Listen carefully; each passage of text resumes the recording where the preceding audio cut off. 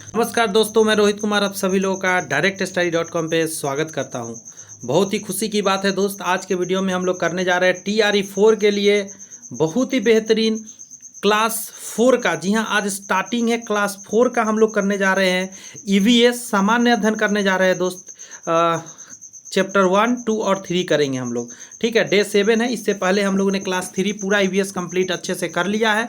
आज हम क्लास 4 करेंगे। क्लास 4 के बाद 5 करेंगे। 6 से लेके 10th क्लास तक का एक अलग वीडियो सीरीज चल रहा है। अगर वो भी आप देखना चाहते हैं मैथ्स और साइंस का, तो वो आप जाके देख सकते हैं। डिस्क्रिप्शन में मैं लिंक दे दिया हूँ, वहाँ से क्लिक करके ज्वाइन करके आप उसे भी देख सकते हैं, यदि आप ऊंचे लेवल का क्लास का तैयारी करना चाहते हैं तो चलिए आज का सेशन शुरू करते हैं। बस इतना ही कहूँगा, जो लोग भी पहली बार देख रहे हैं चैनल सब्सक्राइब करके बेल आइकन जरूर प्रेस कर लीजिए कि यही एक ऐसा चैनल है जहाँ पे आपको प्रैक्टिस सेट भी आने वाला है। 150 नंबर का मैं कराता हूँ, पहले आप जाके देख सकते हैं। करा दिया हूँ मैं TRE 1 में, TRE 2 में, TRE 3 में करा दिया हूँ। बहुत सारे बच्चे निकल गए हैं, 100+ स्टूडेंट सेलेक्ट हो चुके हैं। तो बस इस बार आपकी बारी है और मैं आपको एक सीट दिला कर रहूँगा। तो चलिए ये 4 क्लास को अच्छे से देखते हैं आज। एक और बात बता दूं, जो लोग भी PDF चाहते हैं, PDF के लिए आपको क्या करना होगा, ऐसा लोगो होगा directstudy.com का। आप पे टेलीग्राम ज्वाइन कर लीजिए, सर्च करके directstudy.com।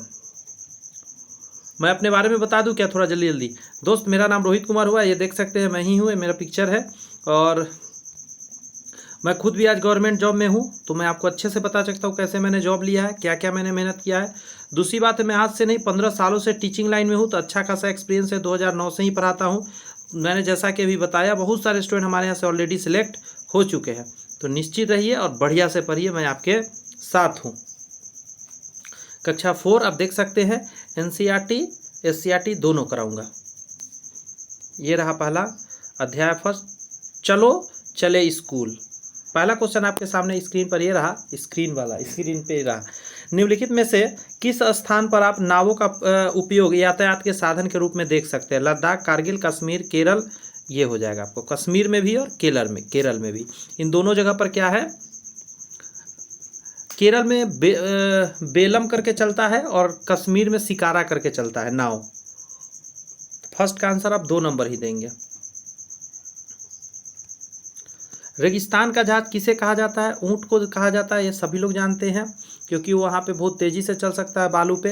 डैश ट्रॉली को रस्सी के पार जाने और कम समय में नदी के दूरी को पहुँचने में मदद करता है। चरखी ट्रॉली, नाव ट्रॉली, लकड़ी ट्रॉली, रस्सी ट्रॉली। तो 3 का क्या जवाब देंगे आप? रस्सी ट्रॉली उसको बोलते हैं। एक ऐसे रस्सी होता है, एक ट्रॉली होता है जो ऐसे मूव करता है रस्सी की मदद से, आराम से आप जा सकते हैं। नेक्स्ट है कि स्कूल में बच्चों की असफलता के लिए निम्नलिखित में से कौन से कारक जिम्मेदार है? भय और उत्कंठा, ऊब और उलझन, अप्रासंगिक पाठ्यचर्या, असंदर्भित शिक्षा शास्त्री। तो इसका आंसर कहेंगे एक से ज़्यादा आंसर हो जाएगा इसका। बहुत सारी चीज़ अगर होती है तो बच्चे नहीं पढ़ पाते, प्रॉब्लम में आ जाते हैं।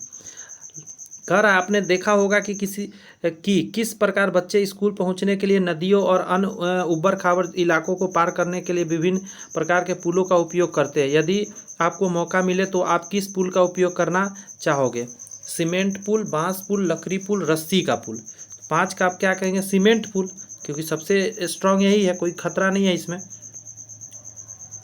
इसके सॉल्यूशन पढ़ेंगे, बहुत चीज़ नई नई बात मिलेगा। देखिए, बल्लम लकड़ी की छोटी या बड़ी नाव होती है, मैंने बोला ना केरल में चलता है। इसका उपयोग केरल के लोग द्वारा स्थान एक जाने के लिए परिवहन के रूप में किया जाता है। कहा जाता है आगे कि केरल के कुछ हिस्सों में बच्चों द्वारा स्कूल पहुंचने के लिए बल्लम का उपयोग किया जाता है। अगला देखिए, शिकारा, ये भी मैंने बोला। शिकारा एक प्रकार की लकड़ी का नाव होता है जो कि श्रीनगर की डल झील में मिलता है। कश्मीर का मुख्य पर्यटन स्थल है। पानी में ही बहुत सारे दुकान बनाए रहते हैं। शिकारा का उपयोग लोगों के परिवहन सहित कई उद्देश्यों के लिए किया जाता है। व्यवसाय वगैरह होता है, लोग घूमते भी है उसी पर।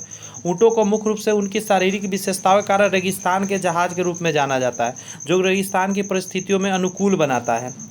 कहा जाता है कि ऊँट अपने बसा यानी उस फैट भंडारण का उपयोग करने के कारण भोजन और पानी के बिना भी लगभग 1 सप्ताह तक जीवित रह सकता है।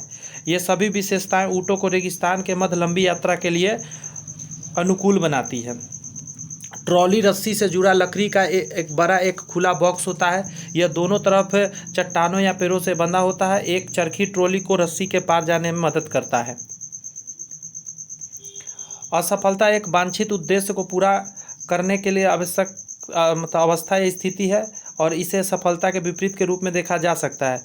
छात्रों की असफलता के कई संज्ञानात्मक, शारीरिक, बौद्धिक, भावनात्मक, सांस्कृतिक कारण है। कहा जाता है यदि मुझे मौका मिले तो मैं सीमेंट के पुल का प्रयोग करना चाहूँगा क्योंकि सीमेंट पुल मजबूत और टिकाऊ होते हैं।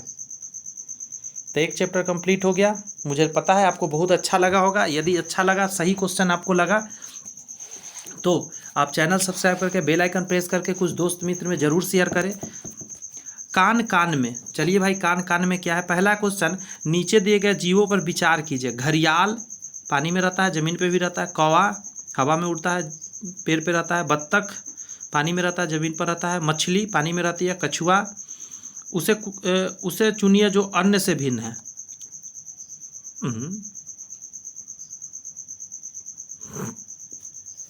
किस आधार पे चुना जाएगा?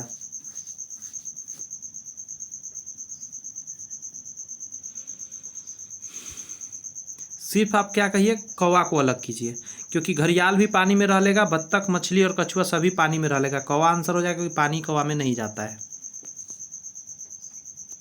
कौवा आंसर हो गया। आगे कहता है मगरमच्छ मुख्य रूप से शिकारियों द्वारा डैश के लिए मारे जाते हैं। दांत, त्वचा, सींग, खुशबू। सींग होता है? नहीं होता है। खुशबू होता है? नहीं होता है। दांत के लिए मारा जाएगा, त्वचा मान सकते हैं हम। तो 2 का आंसर 2 हो जाएगा। दांत इसका नहीं हो, हाथी का दांत बड़ा होता है जो इम्पोर्टेंट होता है। जलीय जंतु जिसके द्वारा मांस लेते हैं, सॉरी सांस लेते हैं। जलीय जंतु गलफरा द्वारा सांस लेते हैं, मांस लेते हैं, मैं पढ़ दिया उसको। डैश पृथ्वी पर सबसे बुद्धिमान स्तनधारी है। सबसे बुद्धिमान कुत्ता, हिरण, डॉल्फिन, चीता। तो डॉल्फिन सबसे समझदारी आप कह सकते हैं। मछली को अपनी दिशा बदलने और जल में संतुलन बनाए रखने में क्या मदद करता है? थूथन, सपाट पंख एवं पूंछ। दिशा बदलना है, संतुलन बनाए रखना में, तो यही हो जाएगा। 5 का क्या हो जाएगा आपका? 2 नंबर। डैश एक नरम शरीर वाले जलीय जीव जो संदर्भित करता है जिसमें गलफरे, 8 भुजाएं, अच्छा, एक बल्बनुमा सिर होता है। ऑक्टोपस। ऑक्टोपस मतलब ऑक्टा माने 8 हाथ होता है और एक गोल सर होता है। लोग खाते भी है उसे। पौधे खाने वाले जानवर को क्या कहा जाता है? जो पौधा को खाता है शाकाहारी होता है।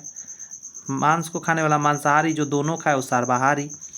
कई साल पहले पृथ्वी पर डायनासोर थे लेकिन अब नहीं है। एक ऐसे जानवर का नाम बताइए जो दिखने में डायनासोर के समान हो। जिराफ, बाघ, गैंडा, छिपकली। बताइए, एकदम आसानी से आप पकड़ सकते हैं। छिपकली उसी के जैसा दिखता है। तो यहाँ पे चैप्टर कंप्लीट होता है। अब इसके सॉल्यूशन से बहुत सारी नई नई बातें सीखते हैं। कहा जा रहा है जलीय जानवर वे जानवर है जो पानी में रहते हैं, उन्हें जलीय निवास स्थान कहा जाता है।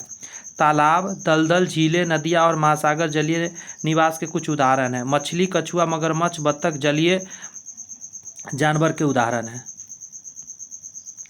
आगे कहा जा रहा है शिकारियों द्वारा मुख्य रूप से मगरमच्छों को उनके त्वचा के लिए मारा जाता है। इन त्वचा का उपयोग मुख्य रूप से लग्जरी बैग, बेल्ट, जूते, पर्स, अस्वॉश यानी गृह की सामग्री के लिए किया जाता है। गलफरा एक श्वसन अंग है जो कि जलीय जीव में पाया जाता है। गलफरा पानी में घुले ऑक्सीजन को निकालता है और कार्बन डाइऑक्साइड गैस उत्सर्जित भी करता है। मछलियों के गलफरे से होने वाले श्वसन क्रिया को कुलोम श्वसन कहते हैं। कुलोम, गलफरा को कुलोम भी कहा जाता है। श्वसन एक जैव रासायनिक प्रक्रिया है जिसमें एक जीव की कोशिका में ऑक्सीजन और ग्लूकोज के संयोग से ऊर्जा का निर्माण होता है जिसके परिणामस्वरूप कार्बन डाइऑक्साइड गैस निकलता है जिसे बाहर शरीर का करना ज़रूरी होता है। डॉल्फिन जटिल समस्या को हल करने में सक्षम है। उसमें एक व्यक्ति के समान सीखने की क्षमता भी होती है। शिकार के लिए डॉल्फिन इकोलोकेशन का उपयोग करते हैं। डॉल्फिन तैरते हुए परिलक्षित वस्तुओं के प्रतिध्वनि विश्लेषण भी करते हैं कि किस तरीका का वो ध्वनि आ रहा है। सपाट पंख और पूंछ मछली को अपनी दिशा बदलने में मदद करते हैं और जल में संतुलन बनाए रखने में उसकी मदद करते हैं। आगे कहा जा रहा है कि कशेरुकियों के बीच सबसे विविध पशु प्रजातियां है। मछली की कई प्रजातियां तापमान परिवर्तन के प्रति संवेदनशील होती है। तापमान बदल रहा है तो वो समझ जाती कहाँ तापमान बदल रहा है। ऑक्टोपस एक नरम शरीर वाले जलीय जीव को संदर्भित करता है जिसमें गलफरे, 8 भुजा, एक बल्बनुमा सिर होता है। यह प्रकृति में मांसाहारी है। फिर कहता है सांपों, समुद्री सांप जिन्हें आमतौर पर कोरल रीफ सांप कहा जाता है, जहरीले सांप होते हैं जो हाइड्रोफिने उप परिवार से संबंधित होते हैं। ये सांप अपना अधिकांश या सारा जीवन समुद्री समायोजन में व्यतीत करते हैं।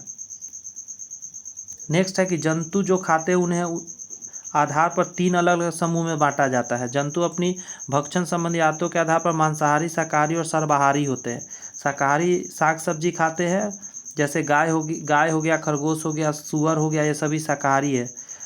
कहा जाता है जंतुओं का पाचन तंत्र बड़ी मात्रा में पादप तर्क को पचाने में सक्षम होता है।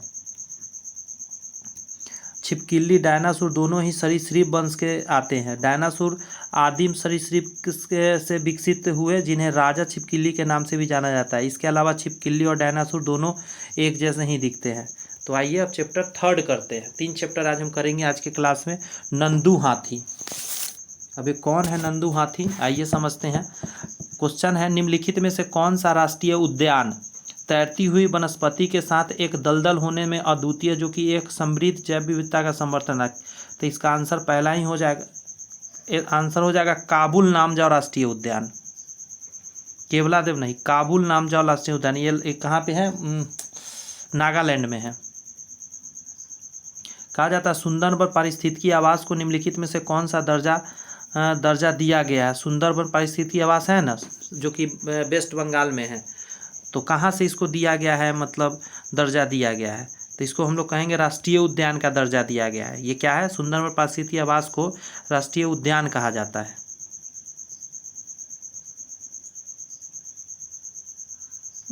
एक से रुकिए, तो वही तो मैं पढ़ हूँ। तो कहा रहा सुंदरबन राष्ट्रीय आवास को निम्नलिखित में कौन सा दर्जा दिया? तो जानते हैं 2 का नहीं, 1 से ज़्यादा आंसर हो जाएगा, क्योंकि 1 से ज़्यादा चीज़ का दर्जा दिया गया है 2 को।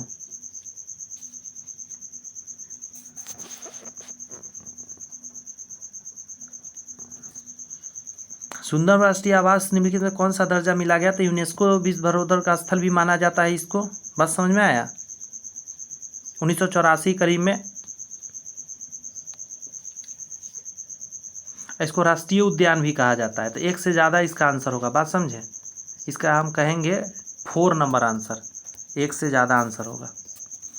अगला क्वेश्चन है निम्नलिखित में से कौन सा राष्ट्रीय उद्यान पूर्वी हिमालयी उप क्षेत्र में सबसे बड़ा है?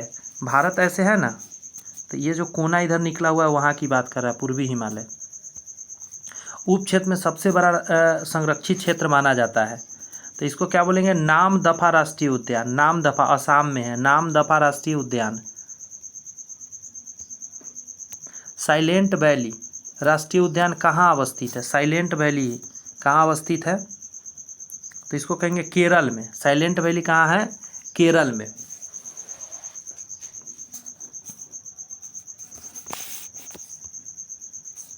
नेक्स्ट है रणथंभौर राष्ट्रीय उद्यान डैश का निवास स्थान है। रणथंभौर राष्ट्रीय उद्यान।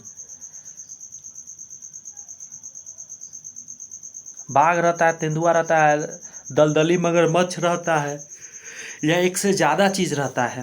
तो 1 से ज़्यादा चीज़ वहाँ मिल जाएगा आपको। ये सभी चीज़ मिल जाएंगे वहाँ आपको। नेक्स्ट का निम्नलिखित में से किस राज्य में भारतीय हाथी का राज्य पशु घोषित नहीं किया गया? निम्नलिखित में से किस राज्य ने भारतीय हाथी को राज्य पशु घोषित नहीं किया? तो तमिलनाडु को छोड़ के कर्नाटक हो गया, केरल हो गया, झारखंड हो गया। इन सभी जगह का क्या राष्ट्रीय पशु हाथी ही है, तमिलनाडु का छोड़ के। गायों के समूह को डैश कहा जाता है? झुंड कहते हैं, ड्राइव कहते हैं, कॉलोनी कहते हैं। बहुत आसान है इसका। झुंड कहते हैं हम लोग, गाय का झुंड जा रहा है। नेक्स्ट कह रहा है कॉलोनी कहते हैं चींटी का। निम्नलिखित में से किसे भूमि पर विश्व के सबसे बड़े जानवर के रूप में जाना जाता है? निम्नलिखित में किसे भूमि पर विश्व के सबसे बड़े जानवर के रूप में? हाथी सबसे बड़ा जानवर है। इसके सॉल्यूशन को पढ़ते हैं, कुछ नई नई बात सीखेंगे। कहा जाता है काबुल नामजाओ राष्ट्रीय उद्यान उत्तर पूर्वी राज्य मणिपुर के नागालैंड में उस समय बोल दिया था, माफ़ी चाहते, ध्यान से थोड़ा वो हो गया था। मणिपुर के बिशुनपुर जिले में अवस्थित एकमात्र तैरता हुआ राष्ट्रीय उद्यान है। जहाँ तहाँ बीच बीच में क्या है, मिट्टी ऊपर है, पूरे में पानी है और उसी पर मतलब पेड़ पौधा जो भी है से। यह लोकटक झील का एक अभिन्न हिस्सा है। उत्तर पूर्वी क्षेत्र में एक अद्वितीय पारिस्थितिकी तंत्र के साथ सबसे बड़ी प्राकृतिक मीठे पानी की झील भी है। उत्तर पूर्वी में कहता है झील जो है जैव विविधता में समृद्ध है और 1990 में रामसर कन्वेंशन के तहत राष्ट्रीय महत्व को एक भूमि आर्द्र भूमि के रूप में भी नामित कर दिया गया इसे 1990 में, और 1993 में मॉन्ट्रो रिकॉर्ड के तहत भी सूचीबद्ध किया गया। मॉन्ट्रो रिकॉर्ड होता है उसमें भी सूचीबद्ध किया गया इसको। सुंदरबन कहा जा रहा है राष्ट्रीय उद्यान गंगा डेल्टा पर सुंदरबन का एक हिस्सा एक राष्ट्रीय उद्यान 1984 में स्थापित किया गया था। सुंदरबन का कहा जाता है यूनेस्को विश्व धरोहर स्थल रॉयल बंगाल टाइगर का प्राकृतिक आवास है और दुनिया में सबसे बड़े मैंग्रोव वन के लिए भी प्रसिद्ध है ये। आगे कह रहा है कि राष्ट्रीय उद्यान बायोस्फीयर रिजर्व और टाइगर रिजर्व दोनों है यहाँ पे। राष्ट्रीय उद्यान, बायो रिजर्व, टाइगर रिजर्व सब मिल जाएगा आपको। भारत बांग्लादेश सीमा के बीच स्थित सुंदरबन राष्ट्रीय उद्यान अपने वनस्पति और जीवों के बीच अच्छा पारिस्थितिकी संतुलन के साथ प्राकृतिक आवास तैयार करता है। आगे कहा जा रहा है कि नामदफा राष्ट्रीय उद्यान पूर्वी हिमालय उप क्षेत्र में सबसे बड़ा संरक्षित क्षेत्र है। यह पूर्वोत्तर भारत के अरुणाचल प्रदेश में, सॉरी मैंने असम इसका बोला था, माफ़ी चाहता हूँ, सॉरी अरुणाचल प्रदेश का एक विस्तृत संरक्षित क्षेत्र है। यह भारत का चौथा सबसे बड़ा राष्ट्रीय उद्यान है। इसका ट्रिक था, मैं माइंड से निकल गया था। अरुणा चली गई, उसके पापा बहुत गुस्सा हो गए। अरुणा चली गई तो पापा उसके बहुत गुस्सा हो गए कि अच्छा चली गई हो, नाम दफ़ा करो, मेरे सामने कोई आज के बाद अरुणा का नाम नहीं लेगा, नाम दफ़ा कर दो उसका। नाम दफ़ा राष्ट्रीय उद्यान अरुणाचल प्रदेश याद रखने का ही बहुत अच्छा तरीका है। चौथा सबसे बड़ा राष्ट्रीय उद्यान है भारत का, ये चौथा सबसे बड़ा राष्ट्रीय उद्यान है, ध्यान रखिएगा। आगे कहा जा रहा है कि यह राष्ट्रीय उद्यान विश्व के सबसे उत्तरी तराई सदाबहार वर्षा वनों को आश्रय देता है। यह विशाल द्विध्रुवीय वनों को भी आश्रय देता है जो पर्यावरण क्षेत्र वर्षा वन मिजोरम, मणिपुर, कांची के उत्तर पश्चिमी भागों को आच्छादित करता है। इतना लंबा क्षेत्र को ये घेर रखा है। नेक्स्ट कह रहा है कि साइलेंट वैली राष्ट्रीय उद्यान केरल के नीलगिरी पर्वत में पलक्कड़ जिले में स्थित है। साइलेंट वैली राष्ट्रीय उद्यान केरल के नीलगिरी पर्वत में पलक्कड़ जिले में स्थित है। यह नीलगिरी बायोस्फीयर रिजर्व के केंद्र में है और इसमें दक्षिण पश्चिमी घाट, वर्षा वन और उष्णकटिबंधीय आर्द्र सदाबहार जंगल भी शामिल इसमें है। नेक्स्ट कह रहा है साइलेंट वैली उद्यान कई अत्यधिक लोकप्रिय प्रजातियों जैसे कि शेर, ध्यान रखिएगा, पूंछ वाले, मकाका, बाघ, गौर, तेंदुआ, जंगली सुअर, तेंदुए, भारतीय सीबेट और सांभर के लिए भी जाने जाते हैं। बहुत तरह के जीव इसमें मिल जाएंगे। रणथंभौर राष्ट्रीय उद्यान राजस्थान में। रणथंभौर देखिएगा, राजा का स्थान, तो रन में जाएगा, राजा कहाँ लड़ने जाता है, रन में, तो रणथंभौर राजस्थान में। उत्तर भारत के सवाई माधोपुर शहर के पास एक विशाल वन्यजीव अभयारण्य है। यह एक पूर्व शाही शिकारगाह है और बाघ, तेंदुए और दलदली मगरमच्छ का निवास स्थान भी रणथंभौर है। कहा जाता है कि रणथंभौर राष्ट्रीय उद्यान उत्तर भारत के सबसे बड़े और सबसे प्रसिद्ध राष्ट्रीय उद्यान में से एक है। केरल, कर्नाटक, झारखंड में उनके पशु के रूप में हाथी है राजकीय पशु। तमिलनाडु का राजकीय पशु नीलगिरी तहर है, नीलगिरी तहर बोलते हैं उसको, वो है तमिलनाडु का। बड़े जानवरों के समूह, विशेष रूप से खुर वाले स्तनधारियों को झुंड कहा जा सकता है यदि वे एक साथ रहते हैं, खाते हैं और प्रवास करते हैं और पशुधन के रूप में भी रखे जाते हैं। आगे कहा जा रहा है एक छोटा मवेशी झुंड लगभग 30 गायों का होता है और औसत झुंड लगभग 200 गायों तक हो सकता है। हाथी भूमि पर सबसे बड़ा जानवर है। हाथी सबसे लंबी गर्भाधारण अवधि है, 600 से 650 दिन का वो बच्चा पैदा करने में समय लेती है। भूमि पर जानवर है, इससे ज़्यादा किसी का गर्भधारण समय नहीं है, 650 दिन। आगे कहता है दरियाई घोड़ा को रिवर हॉर्स के नाम से भी जानते हैं। रिवर हॉर्स, दरियाई घोड़ा। ऊँट एकमात्र ऐसा स्तनपायी है जिसकी लाल रक्त कोशिका में केंद्रक होता है। लाल रक्त कोशिका के केंद्रक कहाँ, ऊँट के खून में पाया जाता है। चमगादड़ विश्व का सबसे छोटा स्तनपायी है, यानी अपने बच्चों को दूध पिलाता है। यहाँ पे सारा हम लोगों ने देख लिया। अब ये चैप्टर को नहीं करेंगे, अब हम लोग क्या करेंगे, तो अब चलिए हम लोग करते हैं SCERT। तो NCERT था ना, SCERT भी करना है ना, जी हाँ, दोनों मिला के करना है।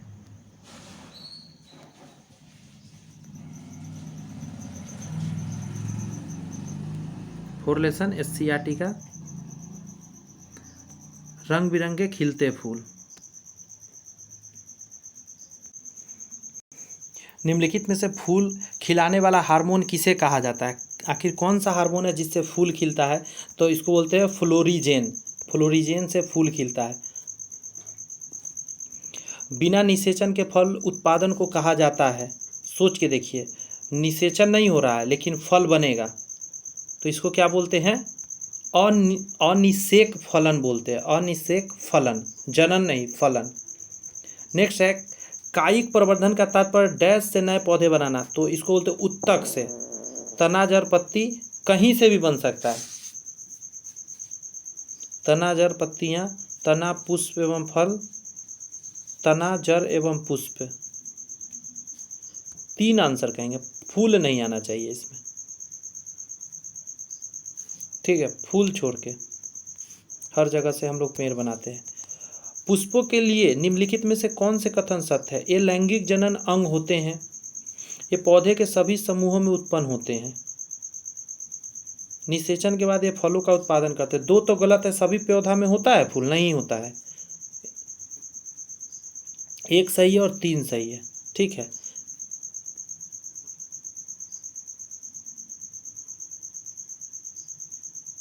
लेकिन एक और प्रॉब्लम है, आपको पता है यहाँ पे मैटर क्या हो रहा है कि सारे फूल लैंगिक जनन का अंग थोड़े ना होता है। सारे फूल लैंगिक जनन करते हैं? नहीं करते हैं। ये भी एक प्रॉब्लम हो गया। इसका आंसर सिर्फ हम दे पाएंगे अगर फूल है तो निषेचन करा तब वो फल का निर्माण करेगा। तो इसका आंसर दीजिए 2 नंबर, 4 का दीजिए 2 नंबर आंसर। टमाटर और नींबू में बीजांड न्यास क्या होता है, मतलब डैश होता है? तो इसको बोलते हैं स्तंभीय होता है। टमाटर और नींबू में बीजांडाशय जो होता है वो स्तंभीय होता है। आइए ना सॉल्यूशन में देखते हैं और भी नई नई बातें जानते हैं। कहता है कि फ्लोरिजेन पादप हार्मोन है जो पौधे के खिलने में मदद करते, पौधे के फूल खिलने में मदद करते हैं। यह पौधे की एक आणविक अनुक्रिया है जो पुष्प को खिलने या पुष्प आने की प्रक्रिया को नियंत्रित करता है। पौधे की पत्तियां फ्लोरिजेन का उत्पादन करती है और पुष्प वाले कली के अग्रस्त विभुजोत्की पर कार्य करती है। फ्लोरिजेन को सभी पुष्प वाले पौधे में पुष्प आने के संकेत के रूप में सार्वभौमिक माना जाता है, मतलब सभी में होगा ये। फल कहता है फल अंडाशय के निषेचन के बिना बनता है, इसे अनिषेक फलन कहा जाता है। अनिषेक फलन फल बीज रहित, गौर से सुनिए, अनिषेक फलन फल जो होता है बीज रहित फल है। अनिषेक फल के उदाहरण जैसे केले हो गया, अंगूर हो गया, उसके अंदर बीज नहीं मिलेगा आपको। बीज सामान्य रूप से निषेचन के उत्पाद है। कुछ फूल वाले पौधे जैसे कि एस्टेरेसिया और घास की कुछ प्रजातियां ने एक विशेष तंत्र विकसित किया है बिना निषेचन के बाद बीज पैदा करने के लिए, जिन्हें असंग जनन कहते हैं। बात समझ में आया? फिर से पढ़ूं क्या इस लाइन को? बीज सामान्य रूप से निषेचन के उत्पादन है। कुछ फूल वाले पौधे जैसे कि एस्टेरेसिया और घास के कुछ प्रजातियां ने एक विशेष तंत्र विकसित कर लिया है बिना निषेचन के बीज पैदा करने के लिए। फूल नहीं, बीज पैदा करा तो उसको क्या बोलेंगे? असंग जनन बोलते हैं। ऊपर में क्या था? फल, बिना निषेचन के फल बनना, तो उसको बोलते हैं अनिषेक फल बोलते हैं। नेक्स्ट कह रहा है कायिक प्रवर्धन एक प्रकार का अलैंगिक जनन होता है। यह एक प्रकार का जनन है जिसमें, सॉरी एक सेकंड दीजिए,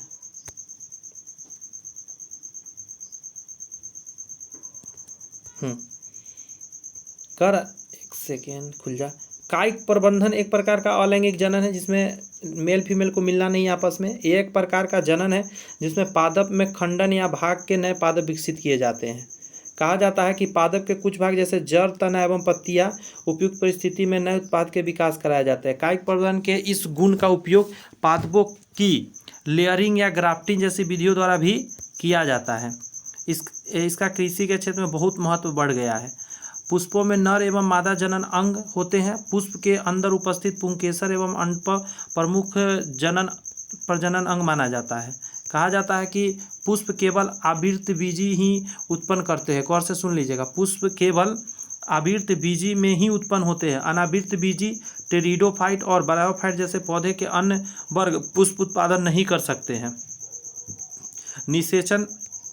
निषेचन की घटना के पश्चात युग्मनज बीजांड के अंदर एक भ्रूण निर्माण के लिए एक विभाजित होता है। बीजांड एक सख्त आवरण होता है और धीरे धीरे बीज के रूप में विकसित हो जाता है। अंडाशय भी बढ़ता है और यह एक फल का निर्माण कर सकता है। नेक्स्ट कर रहा है, अंडाशय के भीतर बीजांड की व्यवस्था को बीजांडाशय के रूप में जाना जाता है।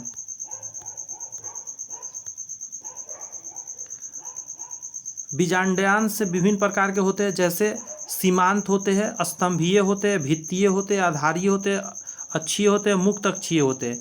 बीजांडाशय स्तंभीय होता है और एक बहुकोशिकीय अंडाशय में बीजांड इसमें जुड़े होते हैं, जैसे चीनी गुलाब, टमाटर और नींबू में होते हैं। अध्याय 2 की बात करते हैं। अध्याय 2 में कह रहा है, कोई देता अंडे कोई देता बच्चा। मनुष्य में भ्रूण शरीर के बाहर विकसित होता है? नहीं, ये गलत बात लग रहा होगा आपको, और ये गलत है भी। भ्रूण महिला शरीर के अंदर विकसित होते हैं, ये बात सही है। भ्रूण महिला शरीर के अंदर विकसित होता है तो जब तक कि पूरा बच्चा नहीं बन जाता।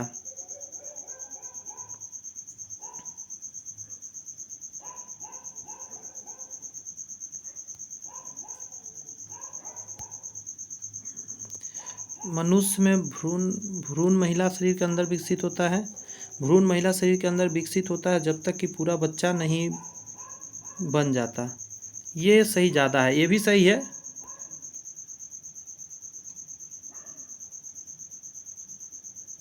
ठीक है, 3 ज़्यादा अच्छा है, 2 से भी ज़्यादा अच्छा 3 मारेंगे। ठीक है। वह जीव जिसके शरीर में नर और मादा दोनों यौन अंग मौजूद होते, एक ही के शरीर में, एक लिंगी बोलते, बहुलिंगी, उभयलिंगी, तो उसको उभयलिंगी के नाम से एक मिनट। वह जीव जिसके शरीर में नर और मादा दोनों यौन अंग मौजूद होते हैं, उसको क्या कहा जाएगा?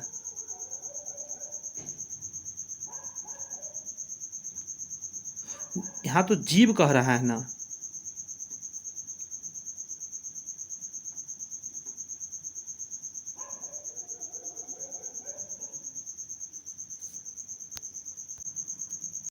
जी हाँ, मैं सही कह रहा हूँ, इसका आंसर गलत दिया है बुक में। ठीक है, इसका उभयलिंगी ही होगा। कन्फ्यूजन थोड़ा सा बना दिया था क्योंकि किताब में गलत आंसर दे रखा है। कह रहा है वह जीव जिसके शरीर में नर और मादा दोनों होते हैं उसे उभयलिंगी के ही नाम से जानते हैं। एक लिंगी होता है, जैसे कि लड़का लड़की अलग अलग हुआ तो एक लिंगी होगा। बहुलिंगी क्या होता है पता नहीं, उभयलिंगी ही आंसर होगा। ठीक है। कहा जा रहा है निम्नलिखित में से कौन सा जीव अंडज है, अंडा देने वाला? उभयचर सारे अंडा देते हैं, ये सभी चीज़ बच्चे को जन्म देते हैं। चूहा, गिलहरी, खरगोश बच्चा देते हैं। कह रहा है कौन सा जीव सीधे बच्चा देते हैं? घोड़ी, गधी, सरी, ये सभी क्या है? बच्चे देने वाला है। सॉल्यूशन में कह रहा है इसका कि भ्रूण गर्भधान हुए अंडे का वह हिस्सा है जो कि बाद में बच्चा बनता है। लगभग 10 सप्ताह के अंदर इसे भ्रूण माना जाता है। 10 सप्ताह मतलब समझे कितना हुआ? 70 दिन। 70 दिन का मतलब अप्रॉक्सली 2 महीना से ज़्यादा, 60 दिन से ज़्यादा, 2 महीना 10 दिन। प्लेसेंटा गर्भधारण हुए अंडे के विकसित होता है लेकिन बच्चे का हिस्सा नहीं बनता है। आगे कह रहा है भ्रूण मादा शरीर के अंदर तब तक विकसित होता है जब तक कि पूरा बच्चा नहीं बन जाता है। निषेचन यौन प्रजनन में शामिल नहीं है। ये देखिए यही आंसर दिया जो कि 4 नंबर, ये गलत है ना। कि ये क्या कह रहा है? निषेचन यौन प्रजनन में शामिल नहीं है। वनस्पति प्रसार, एकाधिकार विखंडन, द्विधारी विखंडन, अलैंगिक प्रजनन का विधियाँ है। तो ये इस अलग का कहीं का सलूशन दे रखा है इसमें प्रिंट करके। ठीक है। आगे कह रहा है अंडज जानवर भी है जो अंडे देते हैं। अंडज जानवर के उदाहरण है पक्षी हो गया, सरीसृप। गौर से सुनिए, सारे पक्षी, सारे सरीसृप, उभयचर भी हो गया, मछलियाँ हो गया आदि सभी। अंडज जानवर पूरी तरह से विकसित जीव छोटे जानवर को जन्म देते हैं, जैसे मवेशी हो गया, मानव हो गया, वगैरह वगैरह। कुछ जीव अंडे ना देकर सीधे बच्चे को जन्म देते हैं। भैंस हो गया, घोड़ी हो गया, गधी हो गया, नीलगाय, शेर, लोमड़ी, मनुष्य सब इसी में आ जाता है, बच्चे को देते हैं। क्लियर है। लास्ट चैप्टर आज के क्लास का हम लोग कर लेते हैं, 3rd चैप्टर। हर्बर में गड़बड़। क्या क्या होता है भाई हर्बर में गड़बड़? पहला कह रहा है वन्य जीव एवं प्राकृतिक वनस्पति की दृष्टि से भारत इसी श्रेणी में आता है। भारत किस श्रेणी में आता है? तो आप कहेंगे सर भारत जो है विश्व के 12 मेगा जैव विविधता है ना, 12 मेगा जैव विविधता वाले देशों में से एक है। ठीक है। भारत में राजहंस बड़ी संख्या में किस क्षेत्र में घोंसला बनाने के लिए प्रवास करते हैं? तो इसको कहिएगा कच्छ का रण जो है ना गुजरात में, वहाँ पे आता है। भारत में निम्नलिखित में से कौन गतिविधि है जो वन्य जीव के विलुप्त होने का कारण बनती है? भारत में कोई ऐसा कारण तो होगा ना। तो प्राकृतिक आवासों का विनाश एवं परिवर्तन कर देना पहला ही हो जाएगा। मेहसाना गाय का विकास किसके संकर से हुआ है? मेहसाना, कई बार एग्जाम में आया हुआ है मेहसाना गाय का विकास। तो इसको बोलते हैं मुर्रा और सुरती को आपस में प्रजनन करा के, मुर्रा और सुरती से। केंद्रीय भैंस अनुसंधान संस्थान हरियाणा में डैश स्थित है? सोनीपत, हिसार, करनाल, पानीपत, कौन सा जगह पर है से पूछ रहा है आपसे। तो हिसार। केंद्रीय भैंस अनुसंधान संस्थान हिसार में है जो कि हरियाणा के वहाँ स्थित है। नेक्स्ट है कि निम्नलिखित में से क्या मवेशियों की एक स्वदेशी डेयरी नस्ल है? स्वदेशी डेयरी नस्ल किसको बोलते हैं? तो लाल सिंधी जो है वो स्वदेशी है। भारतीय पशु चिकित्सा अनुसंधान संस्थान उत्तर प्रदेश के किस जिले में स्थित है? उत्तर प्रदेश का, तो कहेगा बरेली में स्थित है। नेक्स्ट क्वेश्चन है कि ऊँट की सबसे अच्छी माने जाने वाली नस्ल कौन सी है? ऊँट का नस्ल आपसे पूछ रहा है, तो जैसलमेरी उसको मानते हैं। क्लियर है। नेक्स्ट कह रहा है कि भारत में विश्व के लगभग सभी प्रकार के पारिस्थितिकी तंत्र विद्यमान है। ठीक है भाई। घास के मैदान, उष्ण वर्षावन, शीतोष्ण वर्षावन, मैंग्रोव, प्रवाल भित्ति, नदी घाटी, द्वीप, मरुस्थल, हर चीज़ मिल जाएगा इंडिया में। यही कारण है कि भारत विश्व के 12 बृहद जैव विविधता वाले देशों में शामिल है। राजहंस अपने प्राकृतिक आवास के समान ही एक आवास ढूंढते हैं। कच्छ का रण रेगिस्तान का एक विस्तृत विस्तार है। इसमें खारे पानी के संसाधन है। यह राजहंस के लिए उपयुक्त वातावरण माना जाता है। राजहंस भारत में कच्छ के रण में घोंसले पर वास करते हैं। आगे कहता है वनों की कटाई, कृषि पद्धति और शहरीकरण के कारण आवास की हानि विश्व भर के विलुप्त होने का प्रमुख कारण हो रहा है। वन कटाई, पर्यावास की क्षति, शिकार, भोजन की कमी और जंगल के बीच में गुजरने वाले अवैध सड़क से क्या होता है, बहुत प्रॉब्लम हो रहा है। संरक्षित क्षेत्र से होकर गुजरने वाले सड़कों के कारण दुर्गम जंगलों तक भी मनुष्य का आना जाना हो गया है, जिससे बहुत प्रॉब्लम हो रहा है जंगली जानवर को। मेहसाना इस नस्ल का गृह क्षेत्र गुजरात है। मेहसाना का मध्य आकार का शांति स्वभाव का नस्ल है। इस नस्ल की उत्पत्ति गुजरात की सुरती नस्ल एवं मुर्रा नस्ल के साथ संकर कराने से हुआ है। हिसार में केंद्रीय भैंस अनुसंधान संस्थान मवेशियों की नस्ल का विकास है, जो भ्रूण स्थानांतरण तकनीक से माध्यम से नस्ल का विकास करता है। कहा जा रहा है आगे कि संस्थान भैंस सुधार के विभिन्न पहलुओं पर अनुसंधान करता है, जिससे जर्मप्लास का संरक्षण, सुधार, प्रसार, विभिन्न श्रेणियों में भैंसों के लिए इष्टतम राशन, फीडिंग इत्यादि विकास हो गया, प्रजनन हो गया, क्षमता में वृद्धि, दूध वृद्धि, ये सब चीज़ के लिए वहाँ पे अनुसंधान होती है। लाल सिंधी पाकिस्तान के सिंध प्रांत में उत्पन्न होने वाले एक प्रतिष्ठित गर्मी सहिष्णु देसी डेयरी पशु नस्ल है। नस्ल को मलीर, लाल कराची और सिंधी के रूप में भी जाना जाता है। नस्ल विशिष्ट लाल रंग की है और साहिवाल से गहरे रंग की है। देसी मवेशियों की नस्ल में साहिवाल हो गया, लाल सिंधी, गिर, थारपारकर आदि है। थारपारकर। भारतीय पशु चिकित्सा अनुसंधान संस्थान उत्तर प्रदेश के बरेली में स्थित है। भारतीय पशु चिकित्सा संस्थान उन्नत प्रौद्योगिकी के साथ प्रजनन सुविधाओं प्रदान करता है और बेहतर अनुवांशिक स्टॉक विभाग बनाने का भी उद्देश्य है। आगे कहता है जैसलमेर नस्ल के ऊँट के सबसे अच्छे नस्ल माना जाता है। इस नस्ल का नाम रेगिस्तानी शहर जैसलमेर के नाम पे पड़ा है। ऊँट के अच्छे 3 प्रमुख नस्लें हैं, जिसको मेवाड़ी, कच्छी और बीकानेरी कहा जाता है। तो आज के क्लास में इतना ही रहेगा दोस्त। मिलते हैं नेक्स्ट वीडियो में। तब तक के लिए आप खुश रहिए, मस्त रहिए। चैनल सब्सक्राइब करके बेल आइकन जरूर प्रेस कीजिए। आज पहला क्लास था, कैसा लगा कमेंट्स में ज़रूर बताइएगा।